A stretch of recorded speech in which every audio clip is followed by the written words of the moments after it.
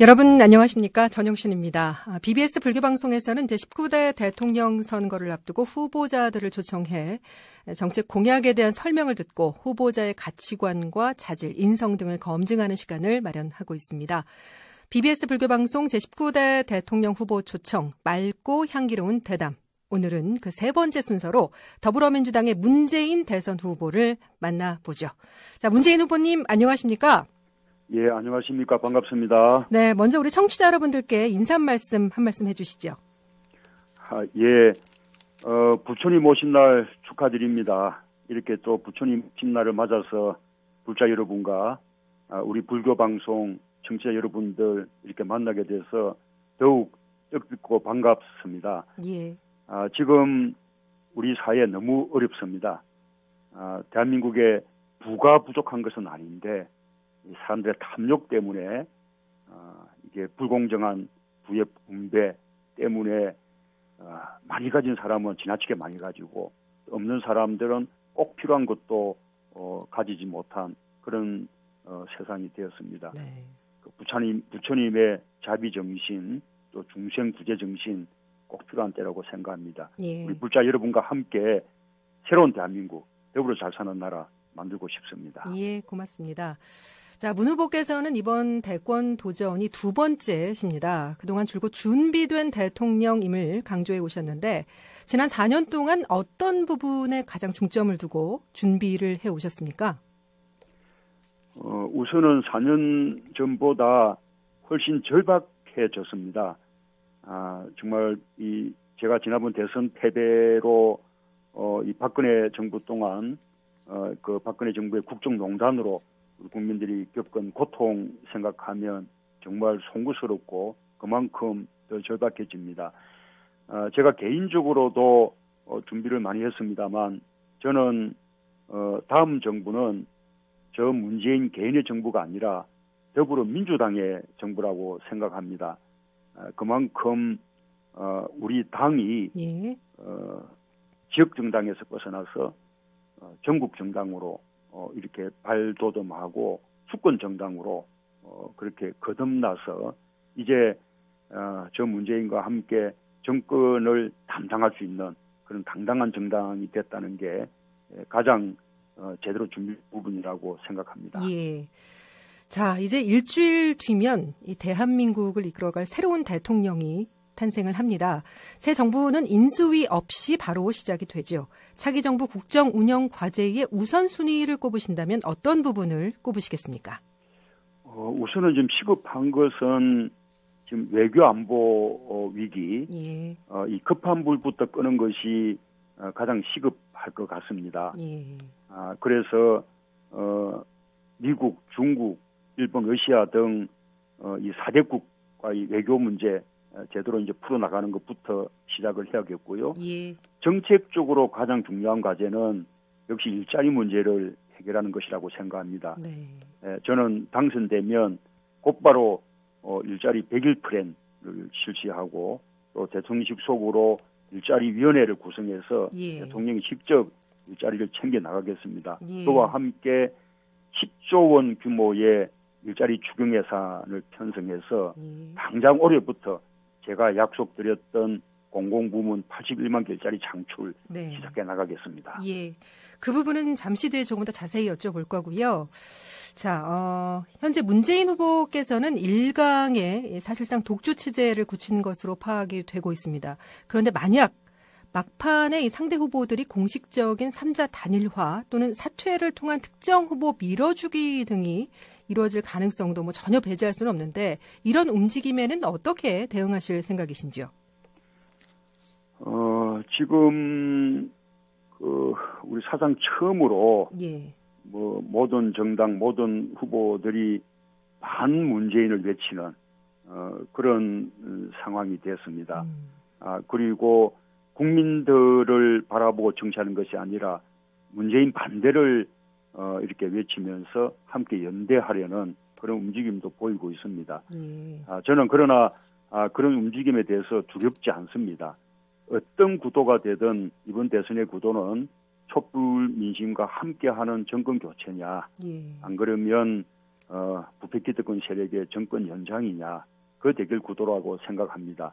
저는 정권 교체를 염원하는 많은 국민들이 저 문재인과 함께 하고 있기 때문에 네. 어떤 대결 구도가 펼쳐지더라도 정권 교체 자신 있다, 그렇게 말씀드리겠습니다. 예. 또 문 후보께서는 최근에 이제 대표적인 구호 적폐청산을 좀 뒤로 미뤘다가 대선 공약집에서 적폐청산을 다시 10대 공약의 1순위로 올렸습니다. 통합을 강조하시다가 다시 적폐청산을 앞세운 것, 어떤 의미입니까? 저는 이 적폐청산과 통합이 서로 다르다고 생각하지 않습니다.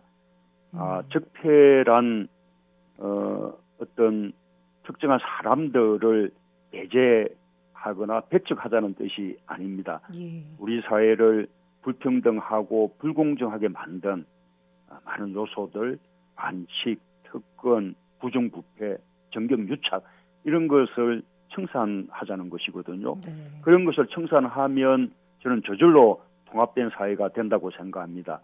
또 뿐만 아니라 우리가 국민 통합을 통해서 이루고자 하는 것도 그렇게 적폐를 청산하고 마지막 함께 더불어 잘 사는 이렇게 나라다운 나라, 새로운 대한민국 만들자는 것이기 때문에 저는 적폐 청산과 통합은 동전의 앞뒤면처럼 함께 가는 것이다. 예. 그렇게 말씀드리고 싶습니다. 예, 알겠습니다. 자, 문 후보님이 언급한 비영남 총리가 누가 될 것인지 지금 관심이 집중이 되고 있습니다. 마음속에 혹시 결정을 해 두신 겁니까? 제가 염두에 두고 있는 분이 있습니다. 예. 그러나 지금 이렇게 뭐 구체적으로 뭐 말씀드릴 그 계제는 아닌 것 같고요.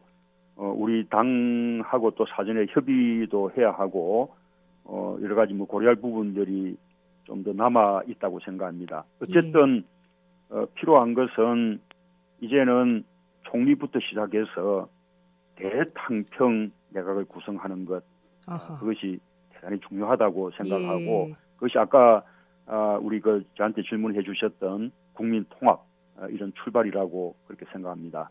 대탕평 인사를 강조하시고 비영남 총리라고 말씀하신 거는 혹시 당 밖의 인사, 혹시 지금 대선 후보군의 차기 총리감이 혹시 있습니까? 우선은 저는 이 다음 정부가 우리 기본적으로 예. 저 문재인과 더불어민주당이 책임지는 정부다라는 예. 것을 강조하고 싶습니다. 그래서 저와 우리 더불어민주당이 중심에 서되, 그러나 우리 대통합 정부 구성을 위해서는 굳이 진영을 가리지 않고 예. 합리적인 진보부터 계획적인 보수까지 다 함께 할 수 있다. 당 안팎도 가리지 않겠다. 예. 좋은 분들이 있으면 언제든지 모시겠다. 필요하다면 저는 국민 추천제를 통해서 국민들로부터도 널리 추천을 받을 생각입니다. 예. 그렇게 아까 말씀드린 대로 대탕평 내각 또 국민 대통합 정부 구성하겠습니다. 네, 알겠습니다. 세종대왕을 닮고 싶은 인물로 꼽으셨는데 대통령에 당선되시면 혹시 함께하고 싶은 인재상은 어떻습니까? 가장 이렇게 모시고 싶은 그 인재상을 우리 역사를 통해서 찾는다면 예. 저는 두 분을 꼽을 수 있다 생각하는데 예. 한 분은 우리 이수신 장군이시고 예. 또 한 분은 다산 적양용 선생이라고 생각합니다. 예. 그런 분들 함께 할 수 있다면 그러면 우리 대한민국 정말 다시 부흥시키고 또 새로운 황금 시대 열 수 있지 않을까 그렇게 생각합니다. 예. 자, 제왕적 대통령제의 문제점들이 지적이 돼 왔습니다. 제왕적 대통령제를 종식하기 위한 문 후보님의 보관은 무엇입니까? 우선은 그 대통령에게 집중된 권한을 분산하는 것이 필요하다고 생각합니다. 예. 이 권한의 분산은 여러 차원에서 행해져야 한다고 생각합니다. 우선 첫 번째는 강력한 지방 분권 네. 필요합니다. 예. 이 중앙에 집중된 권한들을 대거 지방으로 이렇게 분산해서 강력한 지방분권공화국을 만든다면 제왕적인 대통령의 패단은 그만큼 줄어들 것입니다. 뿐만 아니라 이 중앙정부의 권한도 우리가 상권 분립을 강화해서 국회의 견제 감시 기능을 높이고 예. 또 사법부의 독립을 강화하는 이것이 필요하겠습니다. 네. 행정부 내에서는 대통령의 집중된 권한을 총리와 장관들에게 나누어서 함께 책임지는 책임 총리제, 책임 장관제 예. 시행하겠습니다. 네. 그래서 청와대가 부처 위에 군림하지 않고 예. 각 부처의 장관들이 책임지고 자신의 부처를 이끌어 나가고 인사도 책임지는 예. 그런 이 정부를 만들어 보겠습니다. 알겠습니다. 개헌의 필요성이 지금 계속 제기가 되고 있는데요. 개헌에 대해서는 어떤 입장이시고 당선이 되신다면 어떻게 추진하실 계획이신지요?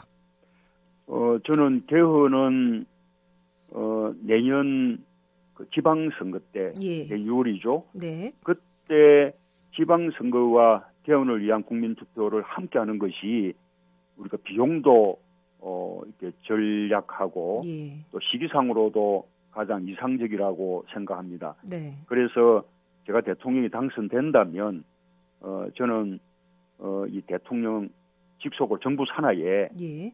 국민들 의견을 폭넓게 수렴할 수 있는 그런 개헌 무슨 기구를 구성하겠습니다. 예. 그리고 그 기구와 국회의 개헌 특위가 긴밀하게 협의하면서 빠른 시일 내에 단일안을 만들어서 국회가 발의하게 하고 그리고 아까 내년 6월 지방선거 때 매듭질 수 있도록 그렇게 노력을 해나가겠습니다. 예, 알겠습니다. 개헌의 예. 방향은 예.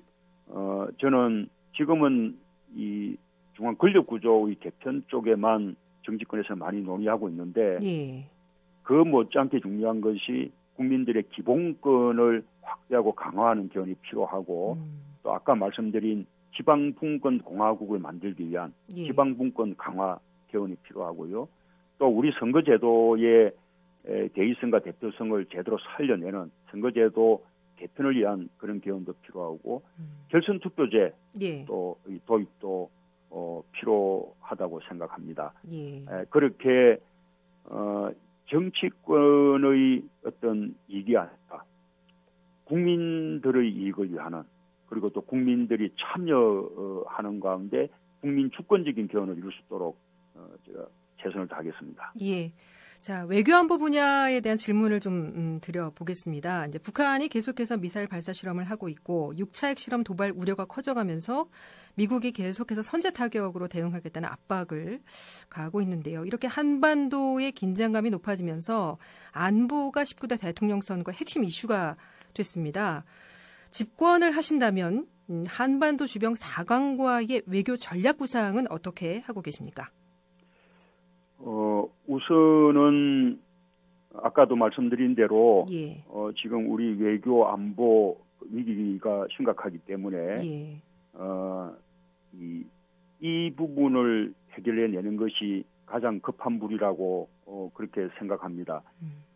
이 북핵 문제 또 북한의 계속적인 도발 문제 해결하기 위해서 빠른 시일 내에 미국의 트럼프 대통령과 만나서 이 문제를 해결하기 위한 방안에 대해서 좀 구체적으로 협의하고 합의할 필요가 있다고 생각합니다. 예. 그리고 그 합의를 기반으로 중국, 일본, 러시아, 그다음에 미국의 이 공조를 국제적인 공조를 이끌어내고 네. 우리가 남북 문제를 주도해 나가는 가운데 북한을 압박해서 북한으로 하여금 핵 폐기를 위한 협상 테이블에 나오도록 그렇게 만들겠습니다. 예.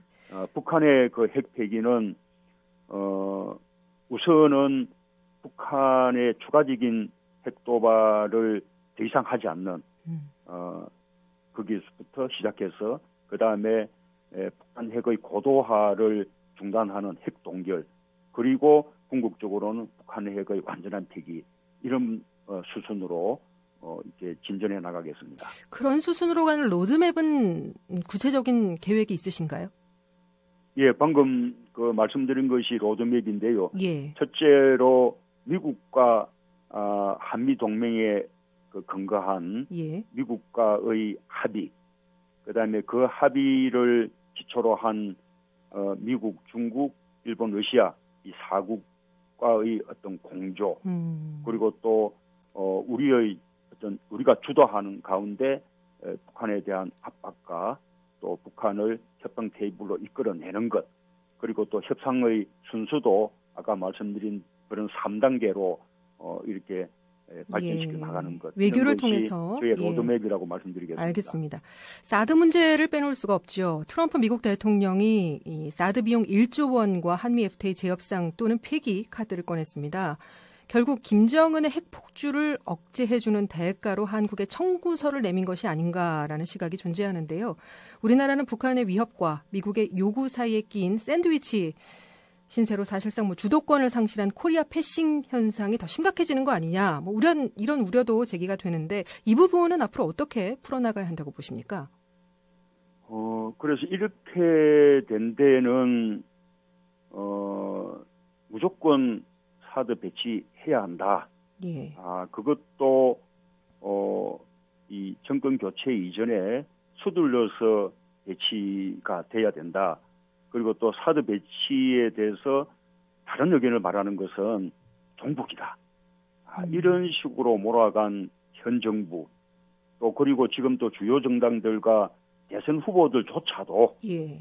사드는 무조건 찬성해야 된다. 국회의 비준 동의도 필요 없다. 이런 식의 태도가 자초한 것이라고 생각합니다. 네. 그래서 지금이라도 사드 배치 결정 끝난 것이 아니다. 예. 다음 정부에서 새롭게 검토되고 다음 정부에서 결정돼야 한다. 그런 과정에서 외교적 노력과 함께 국내적으로 공론화와 국회 비준 절차도 거쳐야 한다. 이런 입장을 분명히 세워야 한다고 생각합니다. 예. 그래야만 아까 트럼프 대통령의 그런 청구서에 우리가 당당하게 맞설 수 있는 외교적인 카드가 될 것입니다. 그런데 또 미국 측이 그렇게 입장을 보이는 것이 한미 동맹상의 결례가 아닌가 싶은데요. 후보님 생각은 어떠신지요? 그렇습니다. 만약에 우리가 사드에 대해서 비용을 부담한다면, 예. 그러면 당연히 사드는 우리 수도권 주민들의 보호부터 최우선으로 그렇게 삼아야 하지 않습니까? 그러나 지금 아시다시피 성주의 사드 배치는 우리 수도권 주민들은 보호 대상에서 제외됩니다. 이 성주를 사드 배치지로 결정한 것은 말하자면 주한 미군 기지들을 보호하기 위한 것이 더 우선인 것이거든요. 예. 그런데도 사드 배치에 대한 비용을 우리 한국에게 부담하라고 요구하는 것은 저는 이 한미 동맹이나 소파 협정에 비추어도 예. 맞지 않다고 생각합니다. 뿐만 아니라 저는 미국 트럼프 대통령에게 거꾸로 이렇게도 묻고 싶습니다. 예. 만약에 미국이라면 이런 사드 배치 결정, 그게 또 그에게 비용을 또 부담해야 되는 이런 결정을 미국 행정부가 예. 국회와 협의 없이 또는 국회의 승인 없이 독단적으로 할 수 있을까? 그렇게 묻고 싶습니다. 예. 이런 중대한 재정 부담이 초래되는 국제적인 합의에 대해서 국회가 심사하고 비준하고 동의하고 하는 절차는 꼭 필요한 민주적인 절차인 것이거든요. 네. 미국이 민주주의를 중시하는 나라답게 대한민국의 민주주의도 중시해달라. 그렇게 미국 트럼프 대통령에게 말씀을 드리고 싶습니다. 예.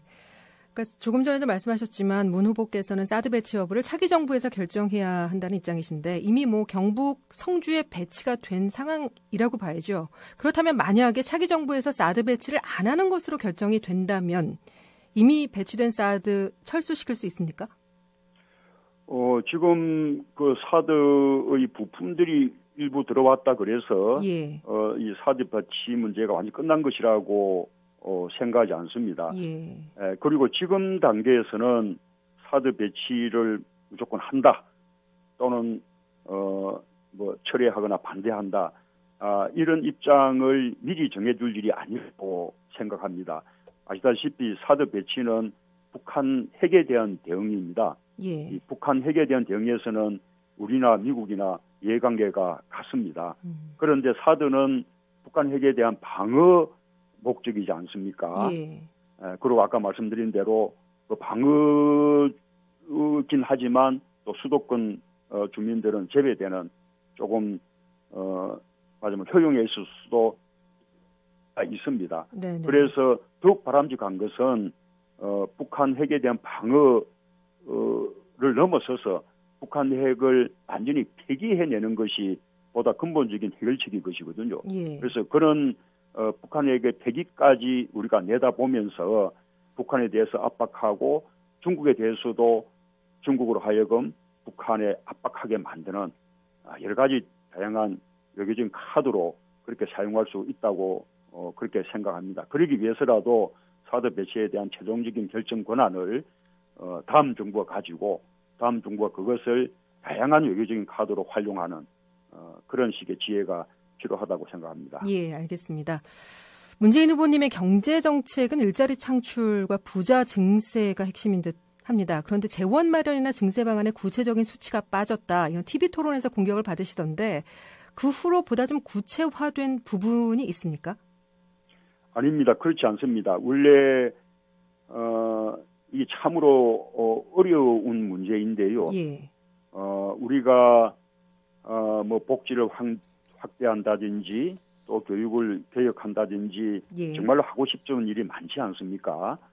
그러나 그렇게 하고 싶은 일을 다 할 수 없는 것은 우리가 만들어낼 수 있는 추가적인 재원의 한계가 있기 때문입니다. 예. 그래서 저는 제시한 추가 재원을 5년간 180조, 1년에 한 35조 그런 정도로 제시했습니다. 예. 제가 지금 대선 후보들 가운데서는 가장 재원 규모를 작게 그렇게 밝혔는데요. 저는 그 이상의 재원을 마련하는 것은 우리 형편상 거의 불가능하다고 생각합니다. 200조 넘게 또는 그보다 훨씬 더 그 규모의 재원을 정세를 통해서 조성하겠다라는 것은 저는 조금 하자면 무책임하고 예. 불리즘적인 그런 식의 주장이라고 보고요. 예. 저는 또 이 180조의 재원을 어떻게 마련할 것인지 구체적으로 다 밝혔습니다. 예. 그 가운데 얼마를 재정 계획을 통해서 우리가 마련하고 또 얼마를 정세를 통해서 마련하고 또 얼마를 과세 강화를 통해서 마련하고 다 밝혔고요. 네. 정세도 소득자들에 대한 이렇게 과세 강화부터 시작해서 법인세 500억 이상 대기업에 대한 법인세율 25% 인상까지 다 포함해서 그것을 통해서 만들어줄 수 있는 금액 규모까지 이미 다 밝힌 바가 있습니다. 예, 알겠습니다. 그리고 예. 이 대선 토론회에서 여러 가지 공방이 있었던 부분에 대해서도 조금 더 말씀을 드리면, 예. 우리가 똑같은 어떤 복지 사업을 한다고 하더라도 그것을 어떻게 설계하느냐에 따라서 그게 소요되는 재원이 다릅니다. 예를 들면 저는 어르신들 소득 하위 70%에게 기초연금 30만 원 지급하겠다고 그렇게 하고 있는데요. 네. 그것도 첫 해에 곧바로 30만 원 가는 그렇게 재원하고 해마다 단계적으로 인상해 가서 마지막에 30만 원 올리는 거 하고 다르지 않습니까? 예. 또는 처음에 25만 원으로 인상했다가 나중에 중간 한 3년쯤 후에 30만 원 인상하는 거 이것이 다 다르거든요. 이렇게 구체적인 설계마다 재원이 다 다른 것인데 그런 부분들을 짧은 설명으로 그렇게 다 제시해라라는 것이 무리한 것이죠. 예. 자, BBS 불교방송 제19대 대통령 후보 초청 맑고 향기로운 대담. 오늘 세 번째 순서로 더불어민주당의 문재인 대통령 후보와 함께하고 있습니다. 자, 이제 마지막 주제로 좀 넘어가서요. 이제 인생과 철학, 종교에 대한 이야기를 좀 나눠봤으면 합니다. 문재인 후보의 신앙은 불교가 아니시지만 불교계와도 인연이 깊으시죠? 예, 그렇습니다. 저는 그 고시 공부를 예. 해남 대흥사 땅끝마을 해남 대흥사에서 그렇습니다. 하셨군요. 예. 뭐 그 이후에 제가 또 서울 은평구에 있는 설림사라는 절에서 고시 공부를 하기도 했고요. 예. 그래서 꽤 절 생활을 한 편입니다. 네. 해남 대흥사 시절은 정말 제가 제 인생에서 가장 치열하게 공부를 했던 시기여서 제가 이 사법시험에 합격했던 어떤 그 토대가 그때 마련됐다고 생각합니다. 예. 말하자면 해남 대흥사 그리고 두륜산의 전기를 받아서 제가 사법시험에 합격했고 오늘에 이르고 있는 것이죠. 네. 제가 인권 변호사 하던 시절에는 불교 인권위원회 또 인권위원이기도 했습니다. 그러셨군요. 예. 그런 면에서 불교하고도 아주 인연이 깊다. 그렇게 말씀드리고 싶습니다. 예. 자, 전통문화의 근간을 이루는 불교 문화와 자연유산 정책에 문재인 후보께서 얼마나 관심이 많을지 우리 BBS 청취자들이 특히 궁금한 부분이 아닐까 생각이 됩니다. 대통령이 되면 불교 문화와 자연유산 정책을 어떤 방향으로 추진하실 계획이신지요? 그 부분이 우리가 불교에 대해서 참으로 고마워해야 되는 부분이기도 하고 또 한편으로는 우리가 불교에 대해서 조금 그러니까 조금 송구스럽게 생각하는 부분이기도 한데요. 예. 우리 전통 문화를 잘 보존해주고 또 주변에 이런 자연유산들을 또 제대로 보존해준 것이 결국은 이제 불교지 않습니까? 예. 그리고 또 우리 불교 문화와 자연유산이 함께 어우러지기 때문에 그것이 우리나라 이 사찰의 템플 스테이 이런 걸 통해서도 우리 문화를 외국에 자랑스럽게 알릴 수 있는 우리의 큰 자산이 되기도 하고요. 예. 그런데 이 한편으로 참 불교 좀 송구스러운 것은 이 전통 문화에 대한 어떤 보존, 관리 이쪽에 너무 급급해서 이 불교가 조금 좀 자율적이고 재량을 가지고 뭔가 이렇게 발전시켜 나갈 수 있는 그런 것을 많이 제약하는 것 같습니다. 뿐만 아니라 이런 또 중요한 사찰들이 우리 국립공원 이런 속에 있는 경우가 많기 때문에 국립공원에 출입하는 분들에게 사찰 입장료를 이렇게 이제 받으면서 또 이제 불편을 주고 있고 그 때문에 또 불교가 원성의 대상이 되기도 하고 그런 현실이거든요. 그래서 저는 이제는 그런 사찰 그런 입장료 이런 것은 조금 폐지하는 대신에 국가나 지자체가 사찰의 전통문화 보존을 위해서 보다 많은 지원을 해주고 그 다음에 또 불교계가 보다 더 자율적인 권한을 가지고 불교의 문화를 더 이렇게 발전시켜 나갈 수 있는 그런 정책을 펼치겠다고 약속을 드리겠습니다. 예, 알겠습니다. 내일이 부처님 오신 날입니다. 대표적인 축제인 연등회가 국가유형문화재로 등록이 돼서 많은 관심을 받고 있지요. 고려시대 팔관회 이후 역사와 전통을 갖고 있는 연등축제인데 이제 유네스코 세계문화유산 등재를 위해서 불교계가 노력을 기울이고 있습니다. 대통령의 당선이 되시면 이 부분에 어떤 관심을 좀 보여주시겠습니까? 예, 정부도 적극적으로 뒷받침하겠습니다. 예. 알겠습니다. 대기업들이 자사의 이익을 위해서 도심 개발을 추진하는 경우도 많습니다. 근데 주변 환경을 고려하지 않거나 또 해당 지역의 여론을 무시하는 경우가 왕왕 있는데요. 예를 들면은 강남 보건사 옆에 현대 기아차 사업 부지가 대표적입니다. 개발 이익만을 앞세우고 있는 대기업들의 태도가 바뀌어야 하지 않나라는 여론이 있는데 이 부분은 어떻게 생각하세요? 그렇습니다. 그 바람에 지금 거기 그 봉원사 이런 또 불교 그 문화재와 좀 조화를 이루지 못하는 그런 일이 지금 생기고 있어서 아주 안타깝습니다. 예. 이 도심 속에 그런 개발도 하지 않을 수 없을 텐데 그러나 그 개발과 기존의 우리 전통 사찰 이 적절하게 좀 조화될 수 있도록 하는 것이 필요할 것 같습니다. 지금 그 부분이 지자체의 문제만으로 이렇게 맡겨서는 감당하기 어려운 면이 있는 것 같습니다. 예. 이 중앙정부가 적절하게 중재하고 조정해서 불교계가 너무 걱정하지 않도록 그렇게 노력하겠습니다. 예, 기대하겠습니다. 그리고 대통령에 당선되시면 이 석가탄신일이라고 불리우는 국가기념일 부처님 오신 날로 변경해야 된다는 게 불교계의 뜻이거든요. 근데 부처님 오신 날로 변경하겠다는 말씀을 하셨다고 들었는데 그렇게 하시겠습니까? 그렇습니다. 저는 뭐 정말 공감하고 저도 약속 드린 바가 있는데요. 부처님 오신 날 너무나 좋은 우리말이지 않습니까? 더 다정하게 느껴지고요. 네. 그래서 그 부분은 당장 내년 석가탄신일은 이제는 부처님 오신 날로 바꿔서 그럴 수 있도록 그렇게 적극적으로 조치를 취하겠습니다. 예, 한 가지 질문이 더 남았습니다. 19대 대통령은 초유의 대통령 탄핵을 거치면서 극대화된 국가적 분열과 갈등을 좀 보듬고 치유해야 할 책무가 있지요. 그런 측면에서 불교 사상이 녹아있는 화합과 중도의 가르침을 실천하는 것이 또 무엇보다 중요하다고 여겨지는데 후보님 생각은 어떠신지요? 예, 기본적으로 그 말씀에 제가 공감을 하면서요. 예. 그러나 또 그와 함께 이루어져야 하는 것이 저는 또 파사현정, 그동안 잘못됐던 것을 이렇게 깨뜨리고 고치고 그리고 올바름을 좀 이렇게 실천하는 그런 정신이 함께 가야 한다고 생각합니다.